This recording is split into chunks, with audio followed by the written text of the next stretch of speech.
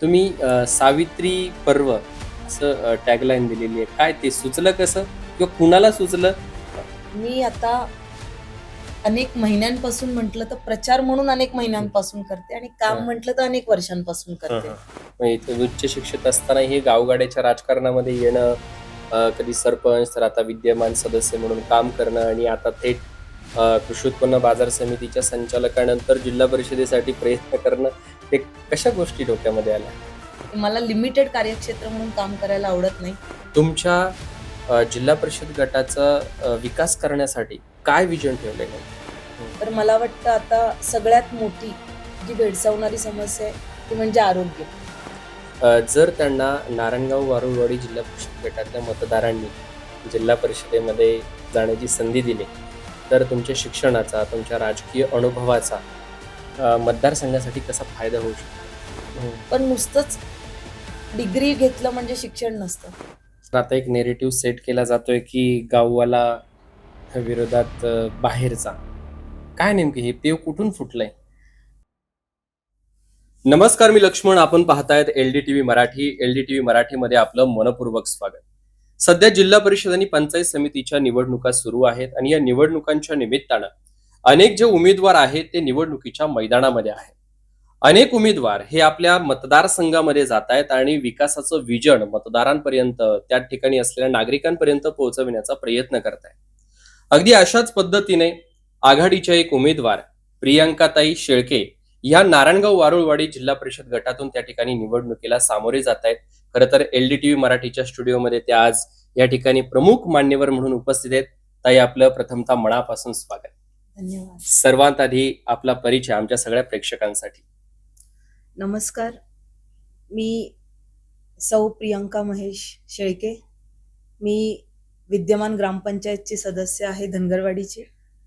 तसेच संचालक कृषी उत्पन्न बाजार समिती जुन्नर. आणि खरं तर 2012 पासून मी नारायणगाव या ठिकाणी वास्तव्यास असून मी खरं तर कामाच्या माध्यमातून तिथे कार्यरत आहे.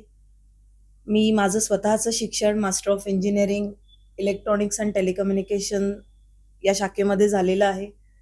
मी 3 ते 4 वर्ष खरं तर जय हिंद अभियांत्रिकी जे कॉलेज आहे कुरण, येथे मी प्राध्यापिका म्हणून काम केलेलं आहे. अरे वा. त्याच्यानंतर 16 ते 21 मी government college of engineering Avasari येथे प्राध्यापिका म्हणून कार्यरत आंबेगाव होते तालुका. आंबेगाव तालुक्यामध्ये. तसेच 2012 पासून हे सगळं करत असताना मी शेतकरी उत्पादक कंपन्यांच्या माध्यमातून फक्त तालुक्यातच नव्हे तर जिल्ह्यामध्ये आणि राज्यामध्ये काम करते. खरं तर महिला सक्षमीकरणाची मला आवड किंवा ती एक सवय असल्यामुळे महिलांमध्ये कनेक्टिव्हिटीची मी हे काम करते. मग इथे उच्च शिक्षित असताना हे गावगाड्याच्या राजकारणामध्ये येणं, कधी सरपंच, तर आता विद्यमान सदस्य म्हणून काम करणं आणि आता थेट कृषी उत्पन्न बाजार समितीच्या संचालकानंतर जिल्हा परिषदेसाठी प्रयत्न करणं, हे कशा गोष्टी डोक्यामध्ये आल्या? नाही काय असतं सर, काम मी प्रथमतः एक सर्वसामान्य कुटुंबातील हं. मुलगी आहे. माझी आई शिक्षिका होती, वडील अकाउंटंट होते आणि एका सर्वसामान्य कुटुंबामध्ये असल्यामुळे खरं तर प्रत्येक सर्वसामान्य कुटुंबातली जे पालक असतात त्यांना असं वाटतं की आपल्या मुलांनी योग्य ते शिक्षण घ्यावं. त्यांना ज्या आवश्यक ज्या सोयी सुविधा आहेत त्या त्यांना असाव्यात. आणि मला देखील माझी आई स्वतः एज्युकेटेड असल्यामुळे माझं शिक्षण चांगल्या पद्धतीने पूर्ण मी करू शकले. त्याच्यानंतर 2012 पासून मी जेव्हा गावी आले तर आमचा सगळा मित्रपरिवार जो होता तो ॲग्रिकल्चर म्हणजे बॅकग्राऊंड असलेले होते. म्हणजे अनेक पोस्ट ग्रॅज्युएट मित्र म्हणजे MBA किंवा ॲग्री बिझनेस मॅनेजमेंट केलेले असल्यामुळे आम्ही सगळे एकत्र आलो आणि मग शेतकरी उत्पादक कंपनीच्या माध्यमातून आम्ही सगळे एकत्र काम करू लागलो. मग काम करत असताना वेगवेगळ्या राज्याच्या असतील, केंद्राच्या असतील, ज्या काही शेतकरी बांधवाच्या आवश्यक निगडीत ज्या योजना होत्या त्या योजना खऱ्या अर्थाने आपल्या तालुक्यामध्ये त्याचं इम्प्लिमेंटेशनचं काम आम्ही केलं. खरं तर सातत्याने नवनवीन प्रयोग या भागामध्ये करण्याचं आम्हाला भाग्य लाभलं आणि त्या 2012 पासून आजतागायत वेगवेगळे हे शेतीमध्ये वेगवेगळे प्रयोग केल्यामुळे मला 2022 साली जिजामाता कृषीभूषण हा पुरस्कार देखील मिळाला. वा क्या बात आहे. ताई, खरं तर या जिल्हा परिषद निवडणुकीच्या निमित्तानं तुम्ही तुमच्या मतदारसंघामध्ये फिरतायत, कसा अनुभव येतोय, काय सांगा? चांगला प्रतिसाद पाहायला मिळतोय. हं. भारतीय निवडणूक आयोगाचा स्थापना दिवस, हम्म. राष्ट्रीय मतदार दिन म्हणून आपण सगळेच जण तो दिवस साजरा करतो. म्हणजे खरं तर लोकशाहीचा जो जागर आहे हम्म. तो खऱ्या अर्थाने मतदारापासून सुरुवात त्याची होत असते. म्हणजे आपण म्हणतो जनतेचं राज्य. जनतेचं राज्य जर आणायचं असेल तर सर्वसामान्यांसाठी काम करणारा जो लोकप्रतिनिधी असणार आहे, जो उमेदवार असणार आहे, तो जनतेतला पहिली गोष्ट असला पाहिजे. बरोबर. आणि त्यांनी जनतेशी संवाद त्याचा पाहिजे, जनतेशी त्याच्या पूर्वाश्रमीचा कामाचा अनुभव पाहिजे. आणि त्यामुळे लोकांशी संवाद होतोय तर निश्चित त्याला सकारात्मक प्रतिसाद देखील मिळतोय. त्यामुळे काम करताना हा जो एक प्रवास आहे त्याच्यात निश्चित वेगळं पण आहे. प्रत्येकाच्या वेगवेगळ्या पद्धतीच्या ज्या प्रतिक्रिया आहेत निश्चित त्या पुढे जाण्याचं बळ देते. आता ही जिल्हा परिषदेची निवडणूक लढवत असताना निश्चितच तिथे गावेही जास्त असणार. किती गावे आहेत टोटल? 6 गाव आहेत. 6 गावं. मग ही 6 गावं त्या गावच्या मतदारांपर्यंत पोहोचत असताना काय अनुभव येतो किंवा कसा प्रतिसाद त्या सगळ्या मतदारांकडून तुम्हाला भेटतोय? निश्चित सकारात्मक प्रतिसाद आहे. ही 6 गावं म्हटल्यानंतर मी ऑलरेडी या 6 गावांमध्ये किंबहुना मी काम करत असताना कधी सर कार्यक्षेत्र म्हणून केलेलंच नाहीये. मला लिमिटेड कार्यक्षेत्र म्हणून काम करायला आवडत नाही. क्षेत्र कुठे किती कोणतंही असू दे, कार्य अनलिमिटेड करायला आवडतं. त्यामुळे हे काम मग ऍग्रिकल्चर सेक्टरमध्ये असेल, वुमन एम्पॉवरमेंट मध्ये असेल, मला ते करायची आवड मुळात असल्यामुळे ते सोपं होतं. आणि मी ऑलरेडी प्रभाग संघाच्या माध्यमातून मायभूमी प्रभाग संघ हा आमचा धर्मादाय आयुक्तांकडे रजिस्टर्ड असा प्रभाग संघ आहे आणि त्या प्रभाग संघाचे मी अध्यक्ष आहे. तर पूर्वी जे जिल्हा परिषद निवडणुका झाल्या त्याच्यानुसार 9 गावं त्या अंतर्गत येत होती आणि आता तर 6 गावं आहेत. आणि ती 6 गावं ऑलरेडी महिला बचत गटांच्या माध्यमातून मी जोडलेली आहे. कनेक्टेड आहे लोकांपर्यंत, महिलांपर्यंत. येस. निवडणूक कोणतीही असो, सामोरं जात असताना जो कोणी उमेदवार असेल तर त्याच्या पुढे एक विजन असावं लागतं आपल्या मतदारसंघाच्या विकासासाठी, प्रगतीसाठी, उन्नतीसाठी. तसं प्रियांका शेळके या जिल्हा परिषदेच्या निवडणुकीला सामोरे जात असताना तुमच्या जिल्हा परिषद गटाचा विकास करण्यासाठी काय विजन ठेवलंय नेमकं?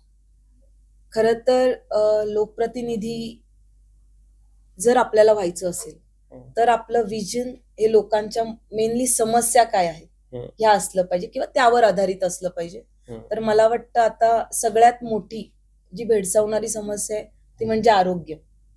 कारण आरोग्याकडे महिलांकडे जर आपण पाहिलं तर दुर्लक्ष करण्याचं प्रमाण, महिला स्वतःच्या आरोग्याकडे जास्तीत जास्त दुर्लक्ष करतात, कुटुंबाची त्या काळजी घेतात. परंतु मी आता ज्या गावांमध्ये काम करते तर बऱ्याच वेळा माझं दशक्रियांना किंवा या सुखदुःखाच्या क्षणांमध्ये जाणं होत असतं.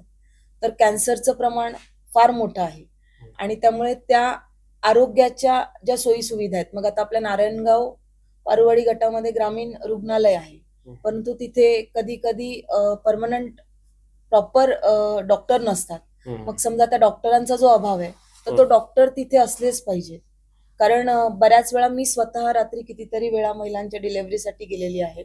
मग ज्या वेळेला डिलेव्हरी होते तर ज्या सर्टन स्टेजला ज्या अडचणी निर्माण होतात मग तो पेशंट पुढे रेफर करावा लागतो कुठल्या तरी प्रायव्हेट हॉस्पिटलला किंवा सरकारी जर त्यांच्याकडून उपाययोजना जर त्या महिलेवर काही करायच्या असतील, उपचार करायचे असतील तर मग पुण्यासारख्या ठिकाणी त्या महिलांना न्यावं लागतं. मग ह्या ज्या काही सुविधा आहेत किंवा कधी कधी लहान बाळाला इन्क्युबेटर सेंटरची आवश्यकता असेल, मग ह्या ज्या गोष्टी आहेत या गोष्टी जर तिथे हव्या असतील तर निश्चित ज्याला अनुभव आहे, ज्याने ऑलरेडी या पूर्वी समस्या हाताळलेल्या आहेत, तो निश्चित या समस्या सोडवू शकतो.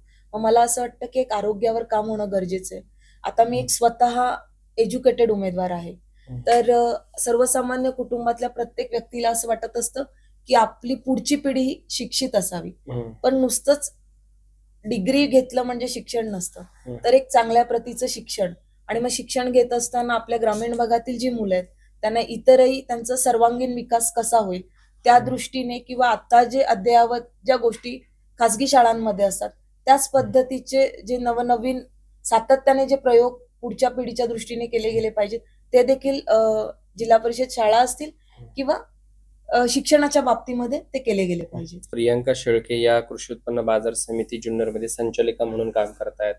ग्रामपंचायतचा अनुभव आहे, वेल एज्युकेटेड आहे. सगळ्यात महत्वाचं म्हणजे जर त्यांना नारायणगाव वारुळवाडी जिल्हा परिषद गटातल्या मतदारांनी जिल्हा परिषदेमध्ये 7 फेब्रुवारीला जाण्याची संधी दिली तर तुमच्या शिक्षणाचा, तुमच्या राजकीय अनुभवाचा मतदारसंघासाठी कसा फायदा होऊ शकतो? निश्चित मी आता अनेक महिन्यांपासून म्हटलं तर प्रचार म्हणून अनेक महिन्यांपासून करते आणि काम हा. म्हटलं तर अनेक वर्षांपासून करते. तर निश्चित गेल्यानंतर मला असा काहीसा सूर आला की आम्हाला एज्युकेटेडच उमेदवार हवा. काही ठिकाणी असा सूर आला की आम्हाला ऍक्टिव्हच उमेदवार हवा. म्हणजे हे लोकांचे सूर आहेत सर. आणि निश्चित म्हणजे काय बदलता जो आपल्या गटाचा विकास आहे तो त्यांना अपेक्षित आहे आणि तो काळानुरूप बदलणं त्यांना मतदारांना गरजेचं वाटतंय. आणि निश्चित विजन म्हटल्यानंतर प्रत्येक ठिकाणची समस्या वेगळी आहे. आता नारायणगाव वारुवाडी जर आपण ही 2 जर गावं बघितली तर इथे म्हणजे हे शहरीकरण आहे. थोडक्यात हा शहरी भाग इथे जास्त आहे. आणि जर आपण बाकीची 4 गावं बघितली, मग मांजरवाडी असेल, हिवरे असेल, आमचं गुंजाळवाडी, धनगरवाडी असेल, तर इथे ग्रामीण भाग मोठ्या प्रमाणावर आहे. त्यामुळे प्रत्येक जे अंतर्गत रस्ते असतील, ज्या जिल्हा परिषदच्या शाळा असतील किंवा जे प्राथमिक आरोग्य केंद्र आहेत त्या केंद्रांमध्ये बेसिक ज्या गोष्टी आहेत या सगळ्या गोष्टींची तिथे पूर्तता असणे. बरं, आता ट्रॅफिकची समस्या फार मोठी. आपण बघतो की घरटी जशी 4 माणसं असतात तसे घरटी 4 वाहन आहेत. बरोबर. त्यामुळे ट्रॅफिकची समस्या मोठी आहे. मग प्रत्येक भागानुसार समस्या वेगळ्या आहेत आणि या सगळ्या समस्या त्यांचं प्रॉपर अनाकलन मी केलेलं आहे. मी जे मतदारांपर्यंत जाते तर मी फक्त मत मागण्यासाठी जात नाहीये सर. मला असं वाटतं की निवडणूक पुरतं काम करू नये. आपलं काम हे लॉंग विजन हा येस ते काम लिमिटेड असू नये. आणि म्हणून लोकांपर्यंत गेल्यानंतर अनेक समस्या ते सांगतात. मी बाजार समिती जेव्हा कृषी उत्पन्न बाजार समिती जुन्नरची जेव्हा निवडणूक लढवली तर तेव्हा देखील मी मतदारांपर्यंत गेले. त्यांच्या ज्या अपेक्षा होत्या त्या अपेक्षाची पूर्तता करण्यासाठी मला त्यांच्या सूचना आवश्यक होत्या आणि त्या सूचना त्यांच्याशी भेटल्यानंतर मला मिळत गेल्या. किंबहुना आपण बघितलंच असेल की बाजार समितीला निवडून आल्यानंतर देखील मी सर्व सदस्य त्या गावातील जे पदाधिकारी ऍग्रिकल्चर सेक्टर असेल किंवा सामाजिक जीवनामध्ये कार्यरत आहे त्यांचे भेटीगाठी घेऊन त्यांच्यापासून खर तर जे सूचना आहेत, जे मार्गदर्शन आहे आपल्या बाजार समितीच्या बाबतीमध्ये ते घेण्याचा प्रामाणिक प्रयत्न केला. आणि मला वाटतं जेव्हा आपण लोकांमध्ये जातो तर लोकांचा जो कल असतो, लोकांच्या ज्या अडचणी असतात त्याच्यावर विशेषतः प्रथमतः काम करणं गरजेचं आहे आणि मग त्याच्यातूनच खऱ्या अर्थाने शाश्वत विकास होत असतो. आणि खरं तर ही निवडणूक बघत असताना माझं एक प्रत्येक मतदाराला हेच सांगणं आहे की आपल्याला विकास कोणाचा करायचा आहे तर आपल्याला उमेदवाराचा विकास करायचा नाही. तो उमेदवार विकसितच असला पाहिजे. मग तो मनाने असेल, शिक्षणाने असेल आणि सर्वांगाने. अनुभव सुद्धा हवाय. हा, आणि आपल्याला विकास हा स्वतःचा करायचा आहे. मी एक जर मतदार असेल तर माझ्या स्वतःमध्ये मी हा उमेदवार जर आला तर माझ्यामध्ये काय बदल होईल, माझं जे जीवनमान आहे ते कशा पद्धतीने उंचावेल, माझा जो सामाजिक जीवनाचा स्तर आहे तो कशा पद्धतीने उंचावेल, हा जेव्हा एक सुज्ञ मतदार विचार करेल त्यावेळेला निश्चित बदल होईल. आता एक नेरेटिव्ह सेट केला जातोय की गाववाला विरोधात बाहेरचा. काय नेमकी हे पेव कुठून फुटलंय? कसं असतं सर, निवडणूक जिंकण्यासाठी स्वॉट अनालिसिस केला जातो. मग आपले स्ट्रेंथ काय आहेत आणि आपले विकनेसेस काय, तर ह्याच्यावर काम केलं जातं. आता गाववाला आणि बाहेरवाला ही संकल्पना मला कळतच नाही. कारण गटातला उमेदवार असावा आणि जर जिल्हा परिषदला आपण कुठल्याही गटातून किंबहुना पुणे जिल्हा परिषदेला जो जिल्हा परिषद सदस्य ज्याला उमेदवार व्हायचे तो संपूर्ण जिल्ह्यातील कुठलाही उमेदवार चालणार. त्याच्यामुळे गाववाला बाहेरवाला ही संकल्पनाच मुळात चुकीची आहे. आणि उमेदवार हा कुठल्या ना कुठल्या गावचा मतदारच असणार आहे.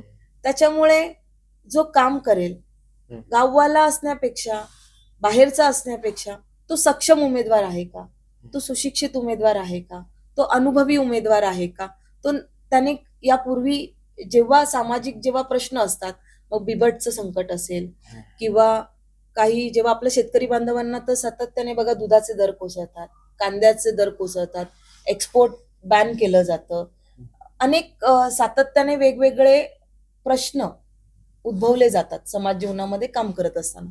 मग ह्या प्रश्नांना वाचा फोडणारा तो उमेदवार असावा, असं एक मतदार म्हणून पण माझं मत आहे. बरोबर. आता ही निवडणूक तर होणारच आहे, पण ही निवडणूक होत असताना प्रत्येकाने एक वेगवेगळी टॅगलाईन दिलेली आहे. म्हणजे इकडे जर आपण सावरगाव कुसूर जिल्हा परिषद गटामध्ये आलो तर शिवसेनेचे उमेदवार संतोष चव्हाण यांनी टॅगलाईन दिली की शेतकरी पर्व. तुम्ही स्त्री आहात, महिला उमेदवारी आहे त्या नारायणगाव वारुळवाडी गटामध्ये तुम्ही सावित्री पर्व असं टॅगलाईन दिलेली आहे. काय ते सुचलं कसं किंवा कुणाला सुचलं आणि कशा पद्धतीने तुम्हाला महिला वर्गाचा प्रतिसाद मिळतोय? खरं तर सावित्री पर्व हे मलाच सुचलं हम्म. आणि ते सुचण्यामागचं कारण देखील तसंच आहे की निवडणुकीला सामोरं जात असताना हम्म. खरं तर आपण एक उमेदवार आहोत आणि आपलं डायरेक्ट जी कनेक्टिव्हिटी आहे ती आपली मतदारांपर्यंत असली पाहिजे, हे असं प्राथमिकता मला वाटतं. हम्म. किंवा मी एक मतदार जरी असेल तरी उमेदवार डायरेक्टली मला कनेक्टेड हवा, हे मला असं वाटतं. हम्म. आणि त्या दृष्टीने काम करत असताना बघा, आता आमच्या या गटामध्ये 3ही महिला उमेदवार असणार आहेत. हम्म. वरती झेडपीला ओबीसी महिला आहे, खाली आमच्या नारायणगाव गणामध्ये एससी महिला आहे, पंचायत समिती गणाला, आणि इथे ओपन महिला आहे. म्हणजे तिन्ही महिला सेट इथे आरक्षण आहे. आणि सगळ्यात महत्वाचं की सावित्री कोण होती हो, तर एक स्त्री. सावित्री काय इंडिकेट करते, तर एक स्त्री, म्हणजे स्त्री सक्षमीकरणाचं एक प्रतीक म्हणून सावित्री आहे. मग हे निवडणूक लढवत असताना एक तर स्त्री आणि सावित्री आलं की ऑटोमॅटिक एज्युकेशन येतं सर. बरोबर. आज आम्ही ज्या सगळ्या महिला काम म्हणजे स्त्री करतो शिक्षणाच्या जनक म्हणून सावित्री सावित्री आहे. त्याच्यामुळे जिच्यामुळे आम्ही बाहेर आहोत ती म्हणजे सावित्री. माझ्यासारखी प्रत्येक समाज कुठलाही असो, प्रत्येक समाजातली महिला आज बाहेर यावी म्हणून काम करणारी खरं तर सावित्री. आणि त्याच बरोबरीने खरं तर फातिमा शेख यांनी देखील ज्ञानमाता सावित्रींना त्या काळामध्ये खंबीर साथ दिली. आणि म्हणून सर्व समाजातल्या महिला आज सुशिक्षित असून त्या चांगल्या पद्धतीने कार्यरत आहे. त्याच्यानंतर सावित्रीच का, तर अनिष्ट ज्या चालीरीती होत्या, किंबहुना पुरुष प्रधान संस्कृती होती, स्त्रियांनी बाहेर येऊ नये, चूल आणि मूल इतकीच जी संकल्पना होती, स्त्रियांविषयी संवेदना देखील तेवढीच गतिरोधक होत्या थोडक्यात. तर त्याला कुठेतरी छेद देऊन सर्व समाजाला केंद्रबिंदू मानून खरं तर ज्ञानमाता सावित्रींनी काम केलं. आणि म्हणून स्त्री सक्षमीकरण जर खऱ्या अर्थाने आपल्या कर्तृत्वाच्या जोरावर जर कोणी केलं असेल तत्कालीन समाज व्यवस्थेमध्ये, खरं तर किती वेळा आपण बघतोय, आता तर मालिका देखील सुरू झाली आहे की शेणामातीचे गोळे त्यांना खावे लागले. त्याच्यानंतर कितीतरी वेळा लोकांनी खरं तर त्यांच्यावर थुंकले. म्हणजे खूप विचित्र खरं तर प्रकार त्यावेळेला त्यांनी अनुभवले. आणि मग आपण आधुनिक युगातली सावित्री आहोत, आपण आज तिचीच लेक म्हणून काम करतोय, तर आपल्या बाबतीमध्ये पण हे सगळं होऊ शकतो. पण ती सावित्री जर खंबीररित्या समाजासाठी काम करू शकते, तर आधुनिक सावित्रीने पण तितक्याच खंबीरपणे स्त्रियांचं सक्षमीकरण असेल किंवा सर्व समाजाला एकत्र घेऊन चालण्याचं जे धोरण असेल त्याच्यामध्ये मला वाटतं सुरुवात करायला हवी. आणि पर्व म्हणजे काय, तर सुरुवात. बरोबर. सावित्री पर्व म्हणजे काय, तर एक स्त्रियांचं एज्युकेशन, स्त्रियांचं सक्षमीकरण आणि स्त्री जी समाज सुधारणेमध्ये काम करते. तर मला असं वाटतं की मी या बऱ्यापैकी या सगळ्या गोष्टींमध्ये बसते. एज्युकेटेड महिला आहे आणि मेन म्हणजे एकल परितक्त्या ज्या विधवा महिला आहेत. खरं तर मी हळदी कुंकवाच्या माध्यमातून असेल किंवा अनेक दशक्रिया विधी असतील किंवा विवाह सोहळे असतील, या माध्यमातून खरं तर मी सामाजिक प्रबोधन कसं होईल हा माझा प्रामाणिक प्रयत्न असतो. पण मुळात मला असं वाटतं की एक स्त्री जेव्हा स्त्रीचा सन्मान करेल त्यावेळेला खऱ्या अर्थाने हे सावित्री पर्व चांगल्या पद्धतीने पुढे जाईल. अनेक वेळा ऐकले की स्त्री भ्रूण हत्येवरती किंवा विधवा महिला असतील त्यांना अनेकदा अगदी कुंकू लावण्यासाठी रोखलं जातं, हळदी कुंकवाला सुद्धा रोखलं जातं. त्याही गोष्टींसाठी तुम्हाला अनेक वेळा भाष्य करताना आम्ही ऐकलंय, पाहिलंय. काय ही उर्मी कुठून येते? सर कसं आहे, अनेक वेळा हळदी कुंकवांचे समारंभ असतात, हा. त्याच्यामध्ये महिलांना गिफ्ट दिलं जातं, हम्म. परंतु हळदी कुंकवाचाच मान नाकारला जातो आणि तो कार्यक्रम असतो खरं तर हळदी कुंकवाचा. हा. जर एखादी मुलगी जन्माला आल्यानंतर लक्ष्मी आहे, लक्ष्मी मानून आपण तिला हळदी कुंकू लावतो, तिची म्हणजे पूजा करतो मानोभावे. मग तसं ती आयुष्याच्या शेवटापर्यंत ती लक्ष्मीच असली पाहिजे, हे प्रथमतः मला वाटतं. आणि एका स्त्रीचा जर सन्मान द्यायचा असेल तर ह्या ज्या अनिष्ट चालीरीती आहेत, पूर्वीच्या काळी सती प्रथा होती, विधवा केशवपन सारख्या गोष्टी होत्या, या ज्या अनिष्ट चालीरीती होत्या ह्या बंद करण्यासाठी अनेकांनी प्रयत्न केले. बघा, पुण्यश्लोक अहिल्यादेवी होळकर, मल्हाररावांनी त्यांच्या पाठीशी ते खंबीरपणे उभे राहिले, सासरे असून देखील. स्वतःचा मुलगा गेल्यानंतर देखील सुनेच्या हातामध्ये त्यांनी राज्यकारभार दिला आणि अहिल्यादेवींनी देखील कुशल प्रशासक म्हणून तो राज्यकारभार पाहिला. आणि आज इतक्या वर्षानंतर देखील आमच्यासारख्या आधुनिक सावित्री त्यांचाच वसा आणि वारसा घेऊन काम करतो. म्हणजे अहिल्याराणी होळकर यांनी जगाला दाखवून दिले की स्त्री असून सुद्धा राज्यकारभार तितक्याच ताकदीने नेटाने करू शकते आणि यशस्वी सुद्धा होऊ शकते. मग एक विधवा स्त्री होती परंतु काम करण्याची प्रेरणा मोठी होती. म्हणून स्त्रीची जी परिस्थिती आहे, मग ती एकल आहे, विधवा आहे, सौभाग्यवती आहे, याच्यापेक्षा ती एक स्त्री आहे. बरोबर. आणि ती मुळात स्त्री ही खंबीरच असते. कुठल्याही आलेल्या प्रसंगाला तोंड देण्यासाठी ती सर्वार्थाने सक्षम असते. फक्त आपण एक समाज म्हणून तिचा आत्मविश्वास डळमळीत करता कामा नये, असं एक मला वाटतं. आणि मग आपण जर समाजामध्ये काम करतो तर आपल्या बरोबरीने आपण ज्या महिला आपल्याला भेटतात किंवा आपण कार्यक्रमांमध्ये जातो तर त्यांचं उभारणी किंवा त्यांचं सक्षमीकरण हे आपलं उद्दिष्ट असलं पाहिजे. आणि म्हणून सावित्री पण. प्रियांकाताई, तुम्हाला ग्रामपंचायतचा अनुभव आहे, कृषी उत्पन्न बाजार समितीच्या निवडणुकीचा अनुभव आहे. आता ही जिल्हा परिषदेची निवडणूक लढत असताना तुमची काय रणनीती असणार आहे? कारण की निवडणूक कोणती असो ती जिंकण्यासाठीच अर्थातच लढवली जाते. काय रणनीती आहे प्रियांका शेळकेंची?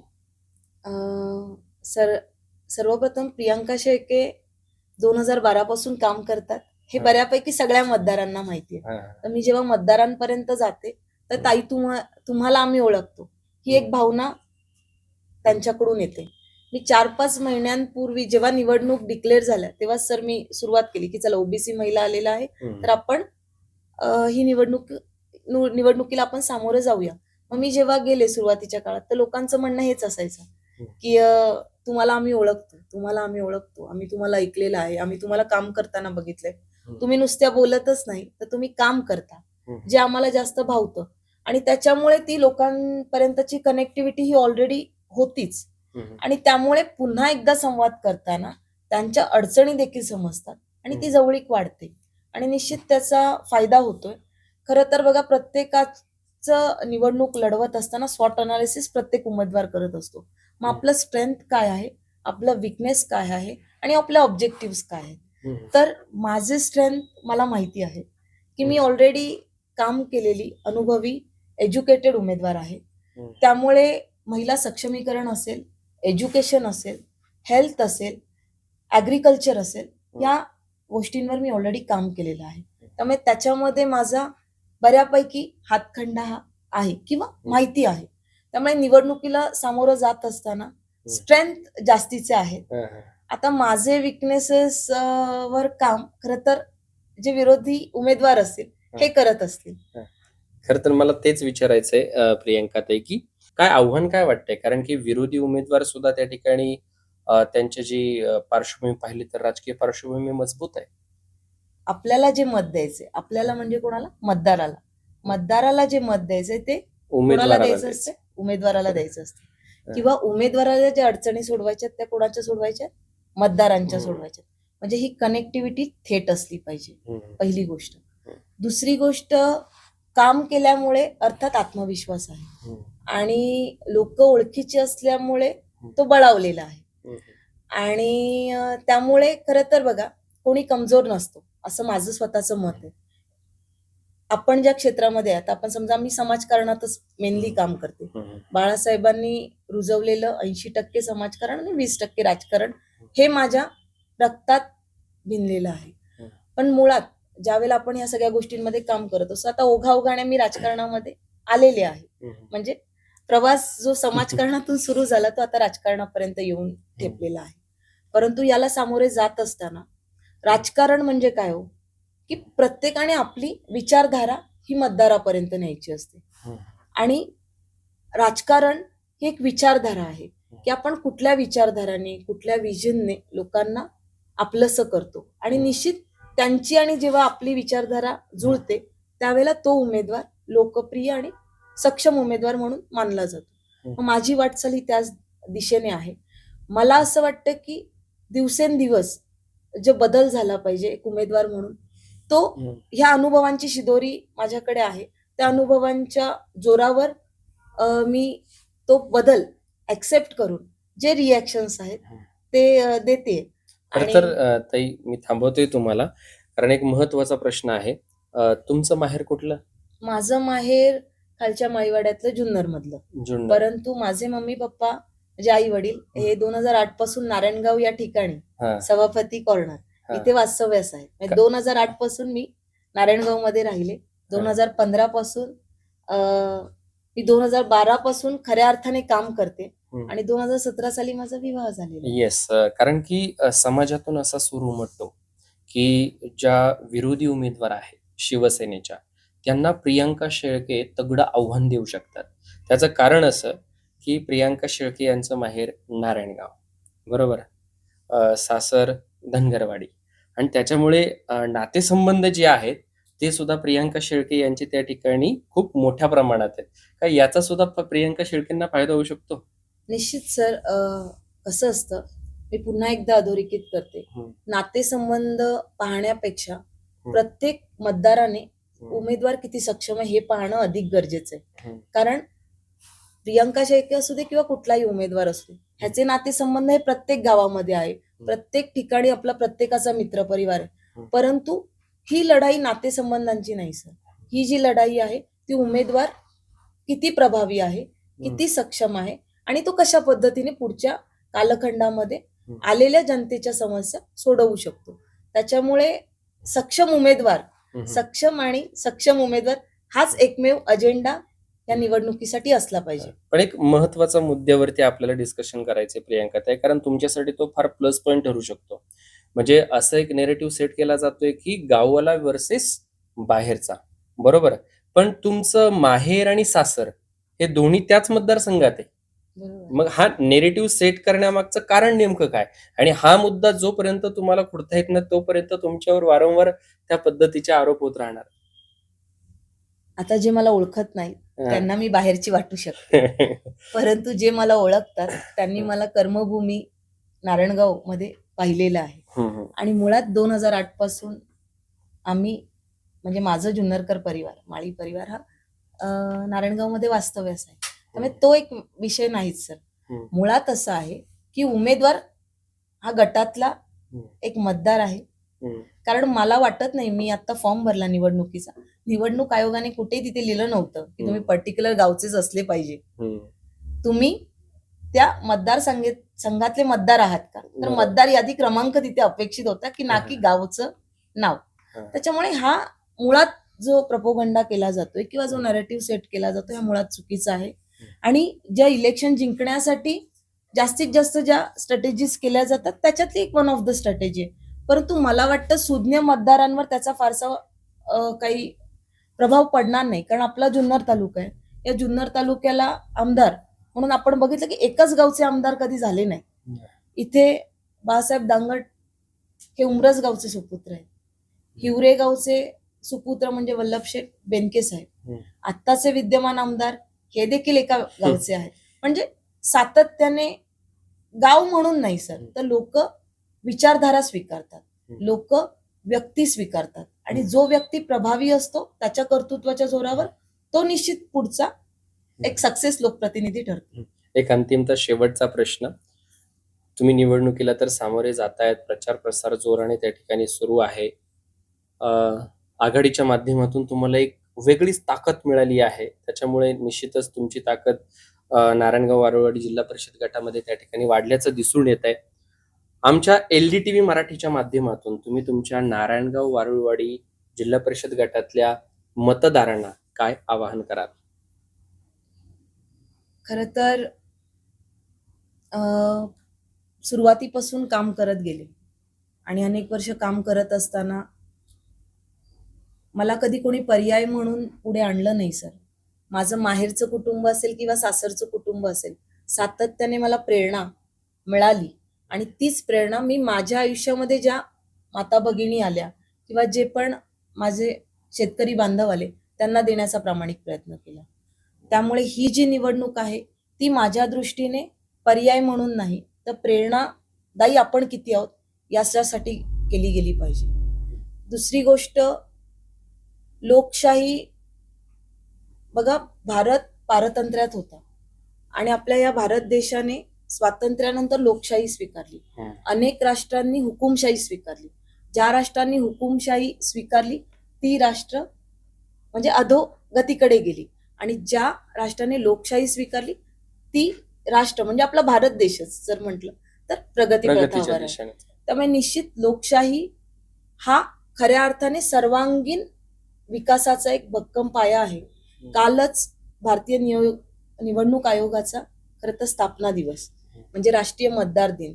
त्यामुळे मतदार उठ, मतदार जागा हो आणि स्वतःच्या विकासाचा धागा हो, हा एक पाया मला वाटतं मतदाराने सेट केला पाहिजे की विकास कोणाचा करायचा आहे तर माझा करायचा आहे. मग काय करायचंय त्याच्यासाठी तर माझं मत विकसित नेतृत्वाला द्यायचंय आणि मग नेतृत्व कोण असणार आहे, मग त्याला त्यांचे निकष असले पाहिजे. त्याचं शिक्षण, त्याचा अनुभव, त्याचं सक्षमीकरण आणि अनेक गोष्टी. मग हे जेव्हा एखादा मतदार ठरवेल तर निश्चित, त्यामुळे जनता ही महत्वाचा केंद्रबिंदू आहे. सर्वसामान्य लोक ही केंद्रबिंदू आहे. मग जर सर्वसामान्य लोक केंद्रबिंदू असतील तर निश्चित लोकशाही हा मोठा आधार आहे सर्वसामान्यांसाठी. कारण इथे जो उमेदवार असणार आहे तो सर्वसामान्य कुटुंबातला कोणताही व्यक्ती असू शकतो आणि जेव्हा सर्वसामान्य मतदार ही निवडणूक हातात घेतील त्यावेळेला सर्वसामान्यांमधला पण सर्वमान्य लोकप्रतिनिधी, सर्वांच्या मनातला लोकप्रतिनिधी तिथे राजा का बेटा राजा नहीं बनेगा, जो हकदार होगा वही राजा बनेगा. वा, क्या बात आहे. निकालाचा काय विश्वास वाटतो? खरं तर मी एक सर्वसामान्य कुटुंबातली महिला आहे. त्यामुळे खरं तर सर्वसामान्य असल्यामुळे सामाजिक प्रश्नांची जाण आणि सामाजिक प्रश्नांचं भान हे कायम होतच. सर्वसामान्यांच्या अडचणी सोडवत आजपर्यंत इथपर्यंत आलेलो आहे आणि माझ्यासारख्या सर्वसामान्य कुटुंबातल्या महिलेवर खरं तर अजितदादासारख्या नेतृत्वाने विश्वास ठेवणं माझ्यासाठी ही खूप मोठी गोष्ट आहे. मला असं वाटतं की अर्धा विजय मला इथेच झाल्यासारखा वाटतो. कारण बऱ्याच वेळा असं असतं की प्रस्थापित, भांडवलदार किंवा काहीतरी घराण्यांचा वारसा असलेला, घराणेशाही असलेला उमेदवार दिला जातो.